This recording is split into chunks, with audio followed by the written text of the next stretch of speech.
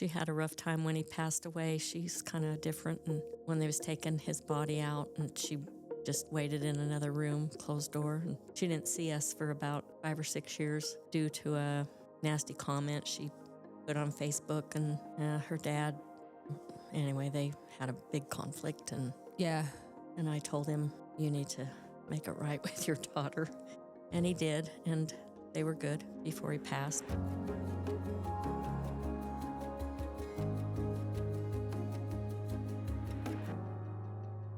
Hi, I'm Ruth Barclay, and this is Taste Your Magic, the YouTube channel. And today we are doing readings. In readings, we talk to loved ones who've passed on, animal communication, and oracle reading, which is any questions that you have about yourself. Some people ask about guides and spirit animals, and just a lot about what's going on in their life and their path and their work. And today we have a special guest that we brought on. We were trying to debate if we were just going to bring her to the ranch and play with the horses first or here, but luckily she's coming on the show for us. So this is Robin. Thank you, Robin, for coming with. You're welcome. Well, I was going to say with your son, but he's filming us. So yeah, I really appreciate you coming, and a lot happened in a little bit of time. And I think our viewers are really going to appreciate, the experience and learning a little bit of what we get to bring in through your questions and talking. Yeah. So is there anything you want to say before we kind of start in on things? This is the first time we've actually met. I just want to try to make some kind of contact with my past husband. He's been gone now for 3 years in a few weeks. And there's a couple questions I want to know, or try to know the way he is feeling. There's 3 questions. How he feels about my family life, what I'm doing with my kids and whatnot, and my personal life, friends and whatnot there, and kind of my social life, friend life, like that. Yeah. What I'm doing right now. And well, I love that. So, he's been really excited actually for this. Time for him is really, it doesn't make sense. He says it doesn't make sense to him, but he says for whatever reason, this felt like a long time to be able to talk like this. And what's his name? Marty. He feels, I'm just going to talk for him for a minute. He feels really grateful that you were courageous to come. He feels like he's lost a lot as he's been reflecting through things. And mostly that is what he's describing is like, it just feels like it's going to be forever till you guys get to be together again. It feels forever in between talks to him. He can't understand how long things are. And so sometimes he gets impatient. And he said at the beginning, he frantically tried to make contact. And with Cole, when we talked to Cole, he got some relief because he was able to find out that songs were working. Because he'd been trying, and he's like, I'm right in front of him. And something that he really missed was the physical love feeling that he had in multiple ways. And he can't describe it other than he's realizing now how much love really was there. When he died, he thought that it would, this rush of God love would come in. And he said, but it was about the same. I felt love almost in the same way as I felt with you, with her and my life and the people I actually loved and cared for. And so he's happy he did that right in his experience. Yeah. But at the same time, he misses it. He misses that actual physical connection. Says he touched your hair and he thinks you felt it once in a while. And he says that he would like blow on you and your eyelashes would get caught a little bit on something. And he's just trying to remember how much he was trying to connect. And now he says that he can feel when you're talking to him and you're talking to him. And so it's more calm for him. And he feels like it's not such a rush to try to get your attention because now he's realizing he and you get to be together, even if it's not the same way it looked before. And he is relaxing into more of a peace of where he's at. Okay, good. He misses you. Your first question was which one? Just my social life, my friends, Yeah. how he feels about that. He thinks that it's fun. He says he likes it. He enjoys it. He thinks he has like advice, but really he's like, then when I really look at it, I don't think I really have any advice with it. She's doing good. She actually knows what she's doing. so I get this like feeling I got some advice, but then he's like, nah.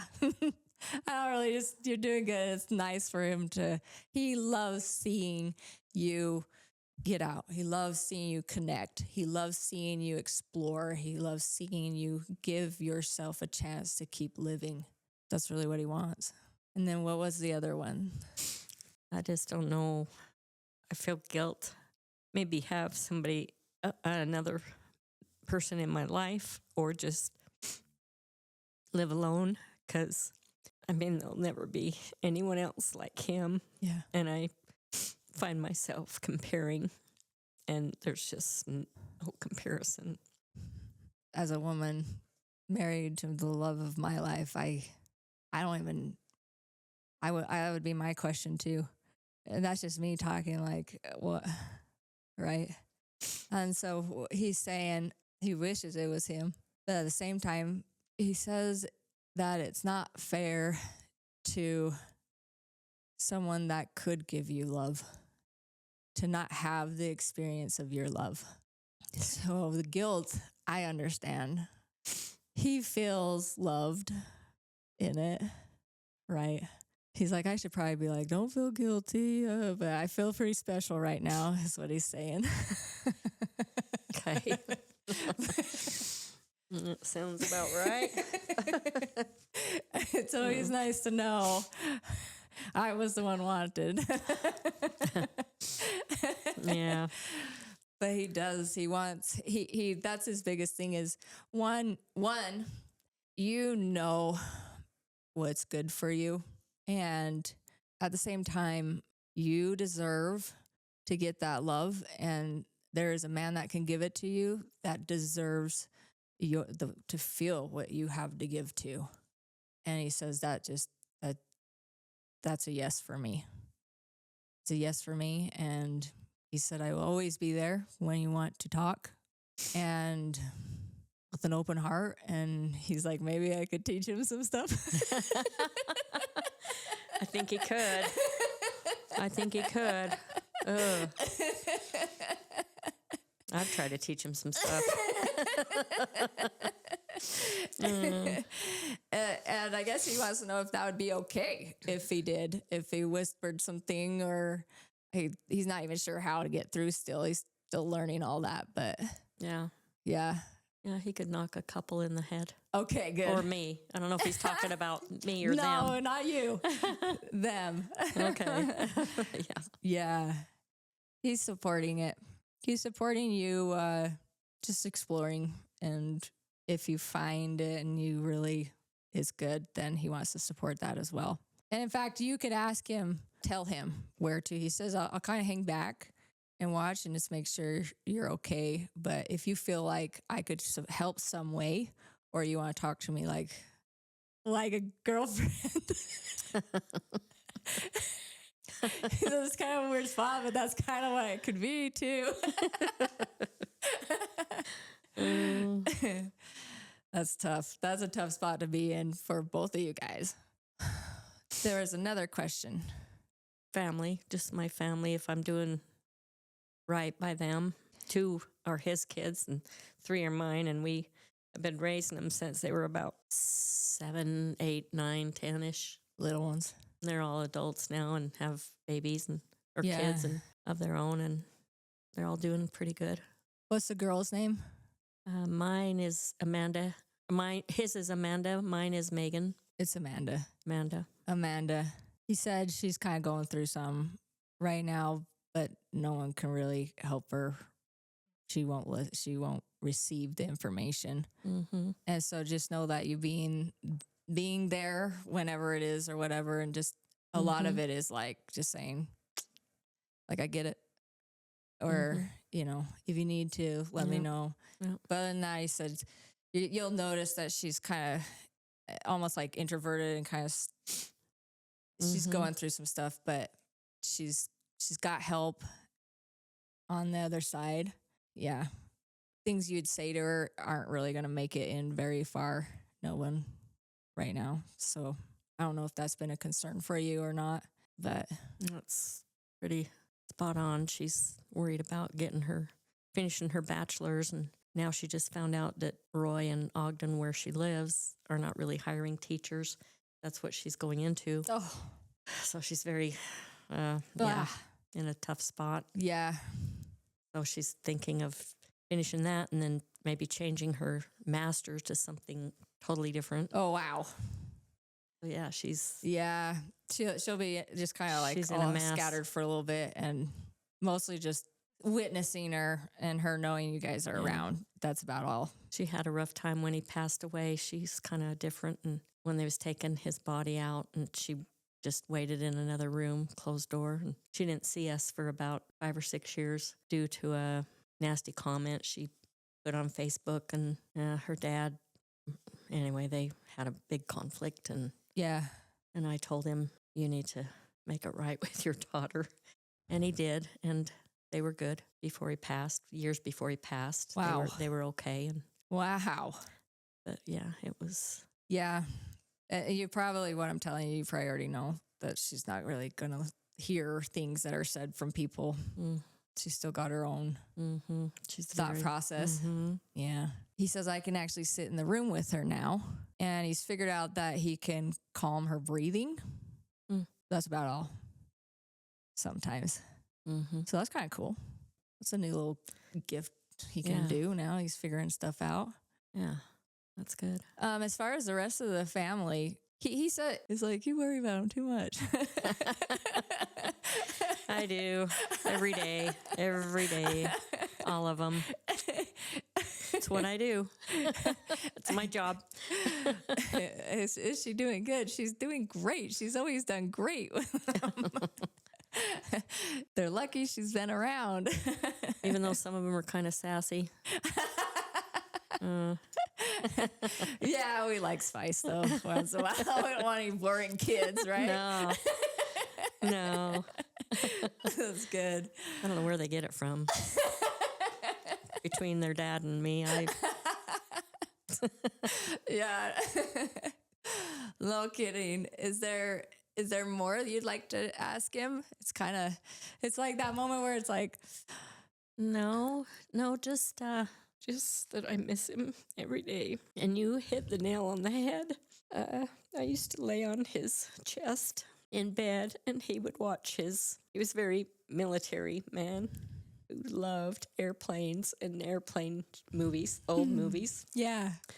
And his den is full of airplanes hanging on the ceiling and everywhere. Wow. He could name an airplane out of the sky just like that. And anyway, I would lay on his chest, and he would play with my hair for hours while he watched them dumb movies.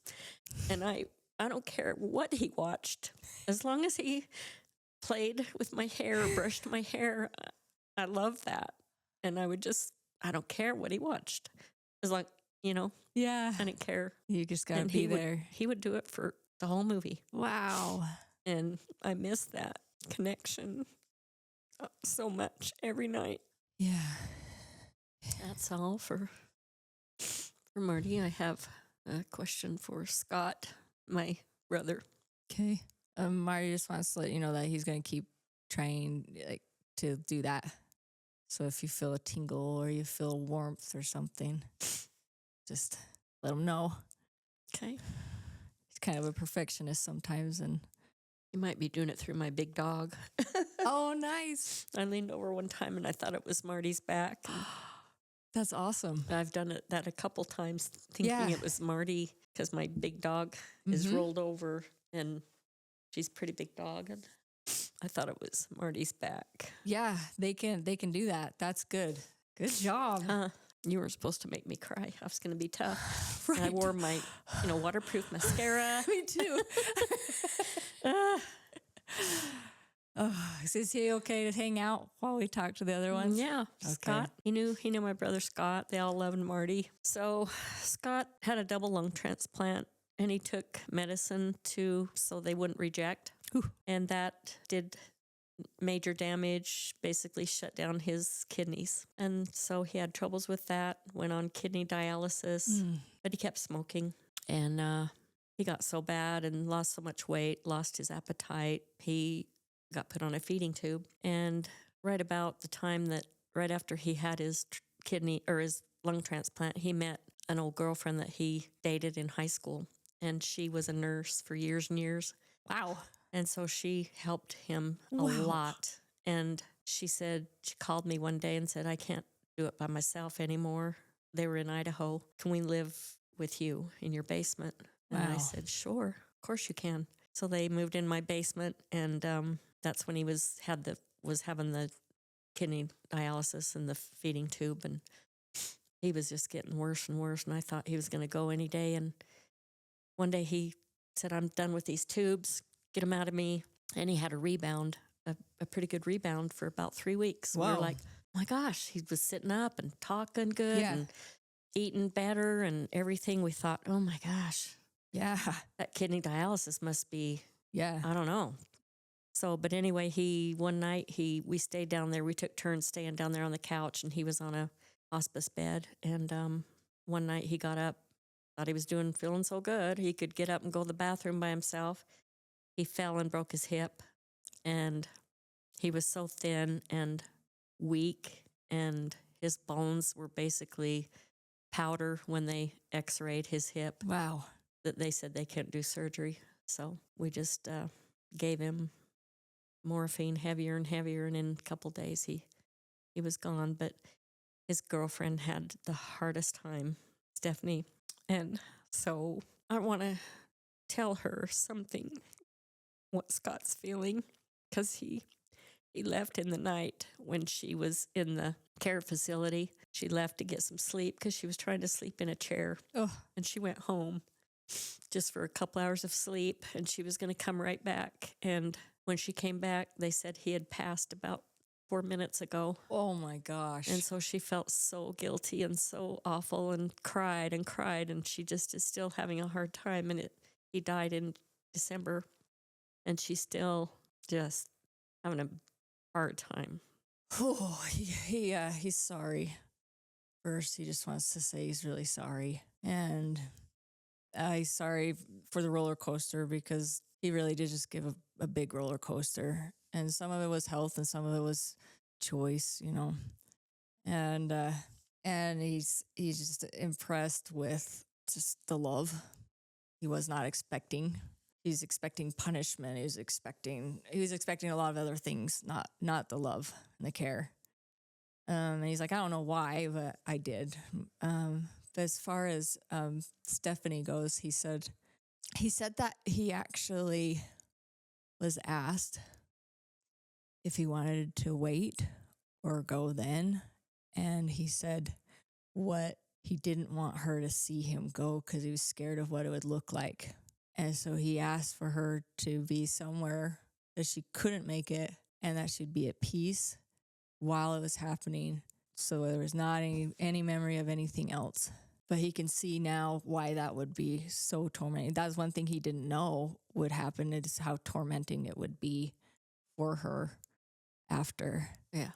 And he's actually just, it's almost like, he just had a veil of beautiful white light just taken off his eyes so he can see truth for a minute, instead of just, oh, we're all good now. And so he's realizing some stuff right now, and he can totally understand why. But that's why he actually chose. I told her that. You did? Yeah, I did. I said, yeah, you're right. Said, if I were to ask Scott right now, Stephanie, if he would want to pass with us there or not with us there, he was such a tough guy on the outside, Yeah. He was a teddy bear on the inside. But if I was to ask Scott if he wanted to die with us there, what would he say, Stephanie? And she said he would say no. Yeah, he did. He did say no. And he's like, if God's going to give me some, he gave me that. Yeah, he tried to be so tough. He loved her though. Yeah, it was like a new love, even though he was a different person, and so he like was forced to have to be vulnerable, which he wasn't really used to. Right. Exactly. And he was going through a very ugly divorce at the time, and it was final the day before he died. Wow. So set free. Yep. And his wife was this beautiful gal who had all kinds of surgeries done on her and everything, and blonde, and I mean, you're blonde, but I'm sorry. It's but, okay. But We're not all the same. It's okay. She was, she's beautiful. And Stephanie was probably, she was beautiful in high school. She was, the girl that everybody, wanted and everything. But through her divorce and some bad things happening to her, she gained a lot of weight to the tune of about 300 pounds. Wow. But they still... Yeah. It bothered him a little bit at first, but after that, he didn't even see it. They got to see each other for a different... Yeah, and I didn't see it, and I don't see it. She's still like my sister to me now. Yeah. Yeah. Oh, well, he did. He loved her, and he was grateful that he was forced to be vulnerable so he could feel and see that side of him and her, that connection. And he's like, plus, who comes back to take care of a guy that's dying? Yeah. That's a special soul anyway. Right. She must have known he probably wasn't going to be with her for a long time, but we'll take what we can get, I guess. Yeah. She was a trooper. He was grateful. Do you have any more questions with him? No. He wants to know why you said yes to letting them move in. Why I said yes to letting him move in? Yeah. Oh. That's so confusing to him. He's like, that's such a burden. He bought a home for me, and I paid him back. But there's a time frame, a small time frame, that I couldn't afford this home that I needed to get into due to a divorce. And I didn't have quite enough money for the down. And he was very successful in California as a plumber. And he was doing very good at the time. And he said, how much is the home? And I said, it's 94, but I need, I don't know, 20,000 down or something. And he wrote a check out for 94, whatever it was. Oh, wow. And, I got the down and paid him back and did my own loan. But, I mean, he would have done anything for me, anything. That's why it was such a small thing for me to do for him. That's amazing. That's how he feels about the other stuff. Yeah.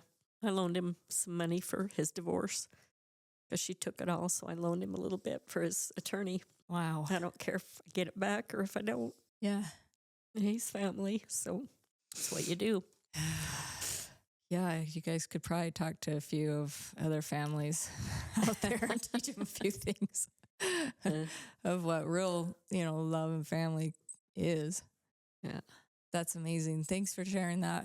Because he was like, why? He was actually wondering why. And it makes sense to me. And he's just like, it was a lot. It meant a lot to him that he did that. Yeah. I know he felt like he was a burden to me and Steph, but you don't look at it like that when you love someone. I went in and showered my mother at the care facility because she wouldn't let anybody do it. So I went in and showered her twice a Grandma? week. And, I didn't think of it as a burden at all. I thought of it as a blessing, my sweet mother's little body, all that she had done for me. So.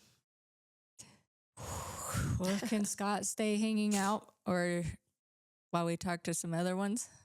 Jeff, my other brother who passed away. I don't know what I have to ask of him. He died suddenly. He didn't take very good care of his body, and he fell in the shower one morning, and He was married to a Brazilian gal who didn't speak very good English. She's a sweetheart. She wants to stay in the States. I don't understand, but her family's in Brazil. She is going to an English class, but she works at the DI making, I'm sure, minimum, if that. Yeah. But she stays in their trailer, mobile home that was paid for, but still got to pay the pad fee. And so I think she barely makes it, but I don't know. He left her in a financial mess that she or nobody else knew about. Yeah. Till we went to find money for his funeral. Then I helped with his funeral. Wow. I helped with everybody last year, and now I got to save up a little bit for me. Yeah. That's a shock to have when you go to find it and then find that. And yeah, he's not really saying anything on it. He likes being here. Jeff. He was a character. He was a comedian. He was a magician. Not a magician, a musician. A musician? Mm-hmm. He played the piano by ear. He played the banjo and the mandolin and the ukulele, and he had a one-man band going years ago. I don't know if you remember the Gong Show. Yes. He was on that one time. Oh, my goodness. Yeah. But that's fun. Crazy Jeff. Yeah. That's it, I guess. Cole told me what my mom and dad wanted to tell me, and that sounded about right. Yeah. Yeah. Was it like grandma said, was my it grandma? Hands. Yeah, she's like, blessings. Her hands do blessings. Yeah. When you was talking about cookies to Cole, and Cole said bread. Yeah. I told Cole, I says, she made bread kind of later in her life, but she made cookies through her whole life. There was cookies in that cookie jar whenever you came through the door. And she was actually in a cookie cutter club. Oh my gosh. She had thousands of cookies, and we gave cookies out at her funeral.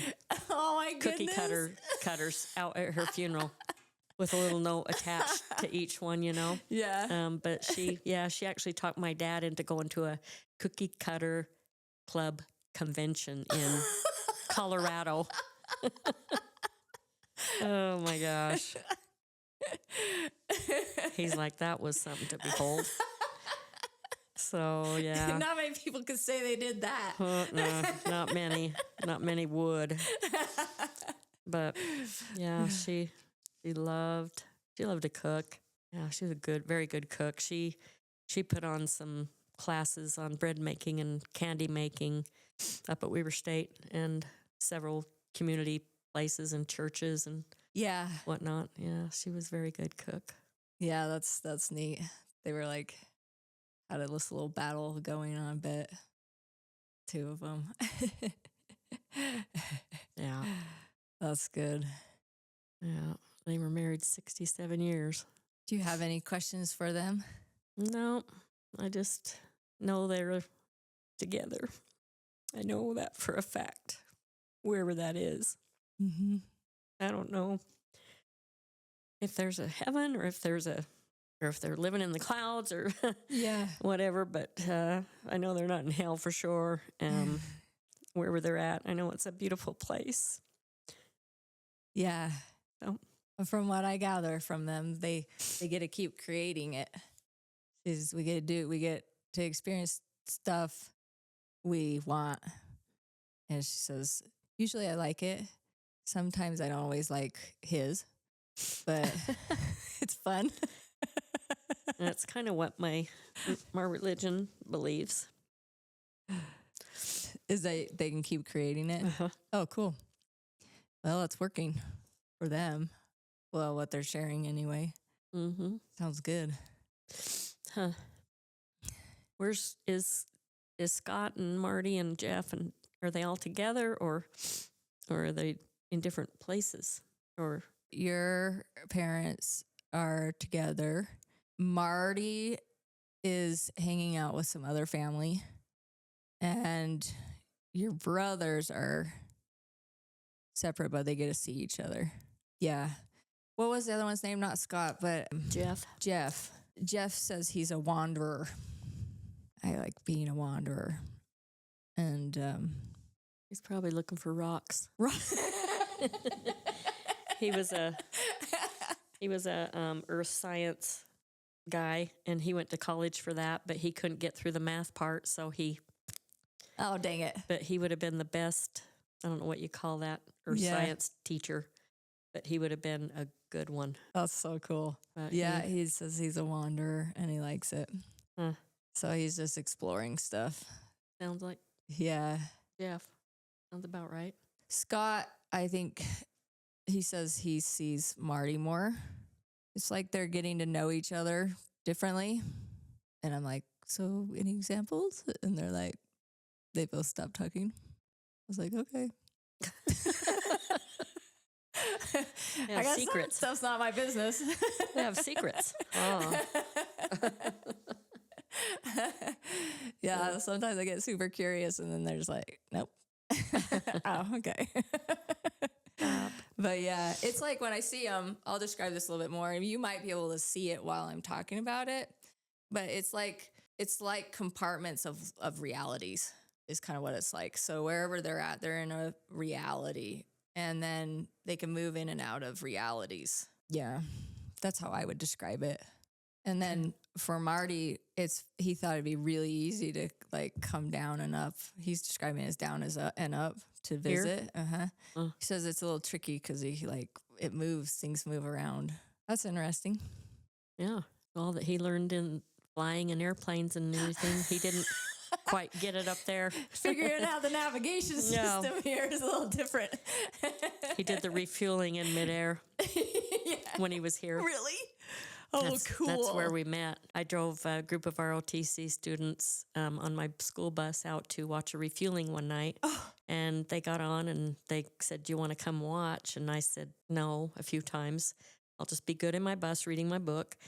But finally I said, oh, okay, I'll go.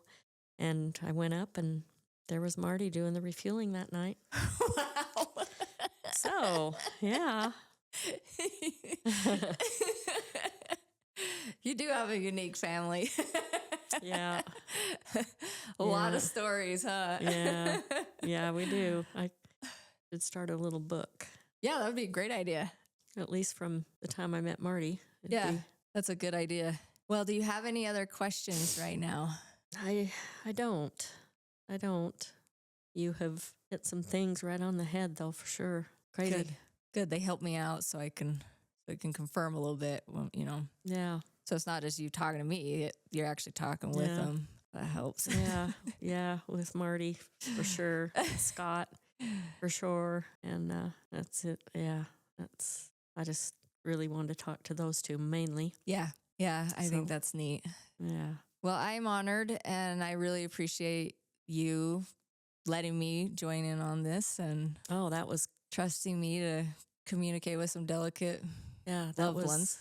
That was great. You're great. It was my honor to listen to you and your abilities and thank you. What you do. I didn't know if it'd work on me, but it sure did. Oh, good. Yes, we did. Sure did. I love that. And now we'll just figure out when to meet up for horse riding. Yeah. Yep. Yeah, exactly. Is that what you were going to say? I was. Yeah, I read your mind. You did. Well, it's been absolutely amazing having her come in. Such a special family, unique, fun stuff. And I appreciate everybody joining. And thank you again for sharing your family with us. Yeah, it's been great. It's been fun. All right. Thank you.